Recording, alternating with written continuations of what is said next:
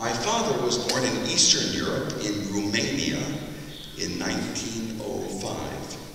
And my mother was born in Eastern Europe. At that time, the country was called Czechoslovakia, but today it's called Slovakia. And she was born in Czechoslovakia in 1915. Both of my parents were very religious Orthodox Jews. And they left Europe because of the Second World War and the genocide of the Jews, the Nazis and Hitler. My father's family that stayed in Romania, which were my father's parents, they would have been my grandparents, a sister, cousins, aunts and uncles were all killed in the Holocaust. So I share that because I believe that if my parents stayed in Europe, they never would have lived. Never. They both would have been killed. But they escaped Europe.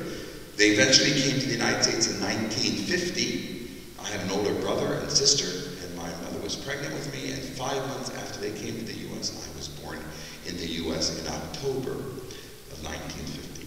And I was raised in a very religious Jewish home, very religious Orthodox Jewish home.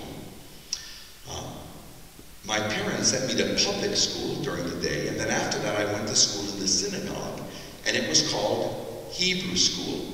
It was called Hebrew school because if you read the Old Testament, it's written in Hebrew. If you go to Israel, you speak Hebrew, so I learned Hebrew going to Hebrew school. I learned all about being Jewish. I learned many, many prayers. And I went to Hebrew school 5 days a week for 8 years. So this was a very big part of my life. 5 days a week for 8 years. I started when I was 8 until I was 16. So you can see all those years of growing up had a very big impact on me. All my friends were Jewish, and all my relatives were Jewish. And when I was 14 years old, I became the most religious member of my family. I remember I'd wake up in the morning, I'd pray for half an hour in Hebrew, and then I went to school, and something unusual happened. It almost sounds funny now, but it wasn't funny, but I had a very foul mouth. I could curse very easily. I could lie to my teachers very easily. I could lie to my parents very easily. So I was very religious in the synagogue, and I can tell you, I said these prayers with a lot of sincerity. This meant something to me. And I realized it was easy to be religious. You go to the synagogue, you open a book, you say a prayer, you stand up, you sit down, you sing a song, you open a book, you say a prayer. My friend, I can tell you that the liturgy of any religion is easy. It's easy. And then an hour later, guess what? I was lying and cursing and swearing, and that was easy. I was good at being religious, and I was good at not being religious. Then when I was 17, I went to a music school in New York City, a school called the Juilliard School. I was there for 5 years and got a bachelor's and a master's in piano. And there I met 3 students who were very devout Christians. Every time I saw these students in a cafeteria or before a class or taking a break from practicing, they would always be reading the Bible. The Bible. I mean, this was not a school of religion, it was a school of music. These were very respected musicians. And every time they got together, they were talking always about this Jesus, Jesus. Well, they heard I was a religious Jew, and they asked me 2 questions. They asked me if I ever read the New Testament. And I said, no, I never read a word of the New Testament. I was told the New Testament was not a Jewish book. You never find a New Testament in our home, so I had no idea what was in it. Never read one, never saw one, never touched one. They asked me if I thought if this Jesus could be the Jewish Messiah. The Jews are waiting for this promised one. In Hebrew, it's called Mashiach. I said, no, I didn't think that Jesus was the salvation for Jewish people. But you know, I was a very moral person. I didn't want to do anything to hurt my parents. Look, my parents almost died for me. They suffered for me. So I never drank alcohol. To this day, I still don't know what a beer tastes like. Never been drunk. Never took any drugs. You know, I lived in New York City from 1968 to 1973. And if you know anything about the U.S., that was the height of the Vietnam War and the hippie movement and free love, power, flower, power with the love and peace. There were drugs all over New York City. LSD, marijuana. Never took any of it. Never had premarital sex. But even though I was very moral on the outside, listen, no sex, no drugs, no drinking. My friend, I can tell you I was very immoral on the inside.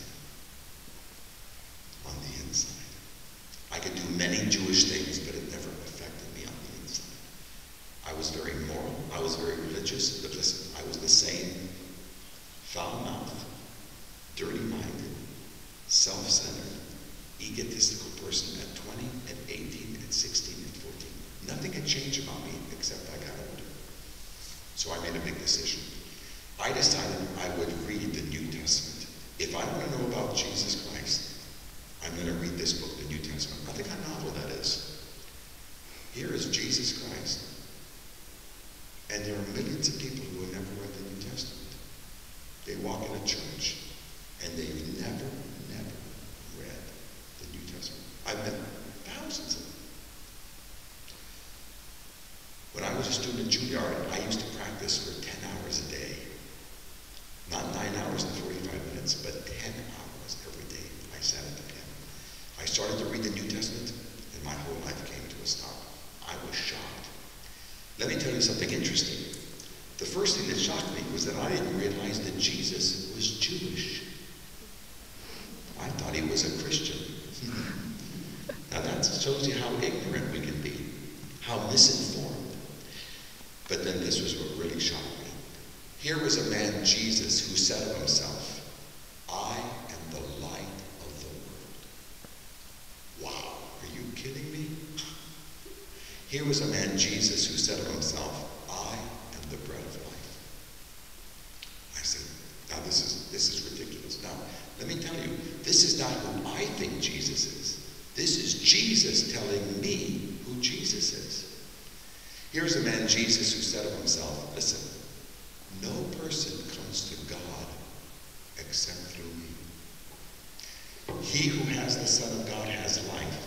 He who does not have the Son of God does not have life. Well, I said, this man's a lunatic. This is ridiculous. Moses never said he was the light of the world. Abraham never said he was the light of the world. I was shocked at what Jesus kept saying about who he was. Well, I'm going to throw away this book. I'm going to go practice. And then I said to myself, if this man Jesus is who he says he is, Sam, I am the light of this world. If this man is who he says he is, I may be making the biggest mistake of my life throwing this book away. I better listen to this man. And then Jesus said he came for sinners. I was not a sinner. I was very moral, very religious. Listen, I look good, don't I? I spent my whole life looking good for God. I was on God's side. But Jesus said he came to bring forgiveness. And you know what else he said? Jesus said he came to change us on the inside.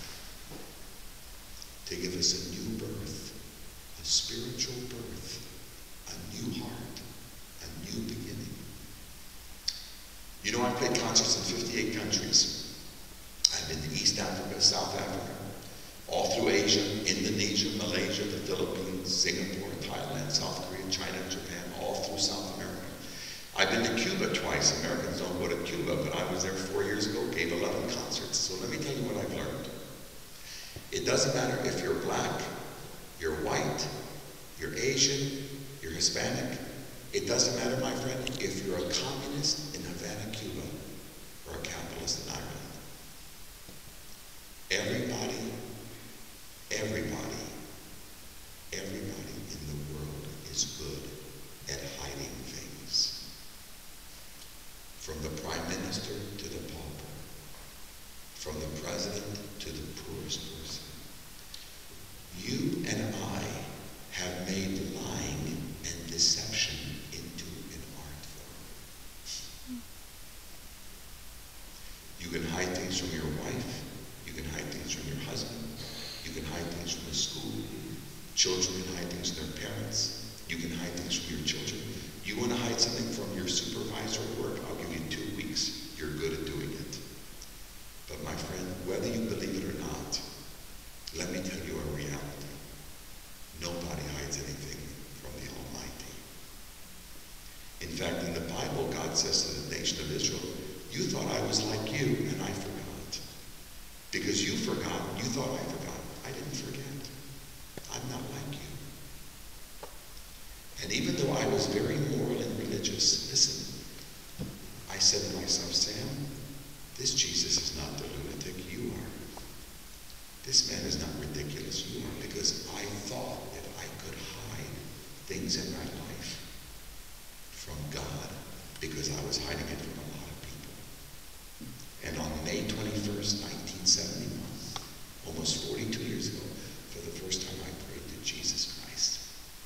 just Jesus Christ. And I'll tell you what I said. I told him every dirty word that I'd said. I told him every dirty thought that came to my mind. I told him every lie that I'd said to my father, my mother, my sister, my brother, people in children. Let me tell you, this was not a time to hide anything. This was not a time to make excuses. Can I tell you something? Knowing God personally is not complicated. It's not. We make it complicated. But it's not. It's not. I said, my name is Sam Rothman, and Jesus, I want you to take over my life. Here I am. You tell me what to do, and I'm not going to tell you what to do. I want to know who you are. I want to follow what I've been reading. I finished praying that prayer. I opened my eyes, and immediately, I knew that God had completely changed me on the inside. I was completely changed. I had a dirty, filthy mouth, and instantly God cleaned it and changed it. A dirty mind, instantly God cleaned it and changed it. Let me tell you, I couldn't wait to wake up the next morning and read about Jesus, pray to Jesus, and get to Juilliard and tell my Jewish friends, I have met the Messiah. And you know who it is? It's Jesus. I've played over 2,500 concerts. That's a lot of concerts. And all of my concerts are nothing. 2,500 concerts are nothing compared to Jesus Christ. Music's not the most important thing in my life. Jesus Christ is, because listen, my friend, only Jesus Christ can transform a life. Period. Not the church cannot change you. Listen, your wife cannot change you. Your husband cannot change you. Your parents cannot change you. Your children can't change you. Let me tell you something. Guess what? You can't even change you. But Jesus Christ came into this world, the gift to the world,